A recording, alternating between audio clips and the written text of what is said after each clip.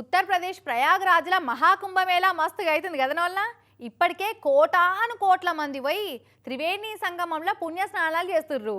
144 ఏళ్ల తర్వాత అవుతున్న ఈ మహాకుంభమేళను దర్శించుకునేందుకు ఎక్కడెక్కడి నుంచో సాములు, బాబాలు, నాగసాధువులు, అఘోరలందరూ బయలుదేరుస్తుర్రు. ఆ కుంభమేళాలో కనిపిస్తున్న కొంతమంది ఇచ్చంత్రాల సాధు సంతులను ఒకసారి చూసేద్దుమా. ప్రయాగరాజులు అవుతున్న కుంభమేళాల త్రివేణి సంగమంలో పుణ్యస్నానాలు చేసేందుకు ఈ 5 రోజులలో ఏం తక్కువ 6 కోట్ల మంది వచ్చారట.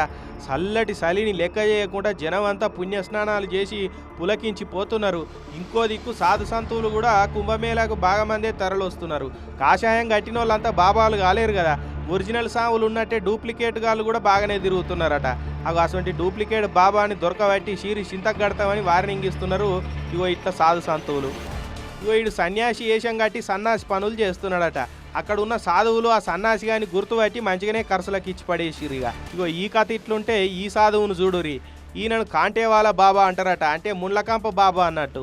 40 ఏండ్ల సంధి ఇట్లా ముండ్లకంప మీదనే వండుకుంటున్నాడట ఈ స్వామి. ముళ్ళకంప మీద వండుకుంటే పెయికి మంచిగా ఉంటుందని చెప్తున్నాడు. ఈయన పరుపు మీద ఎక్కినట్టే ముళ్ళకంప మీద ఎక్కి పండుకునే వరకు అట్లకెళ్ళి పోయిన పబ్లిక్ అంతా పరిశానై చూడబట్టిరు.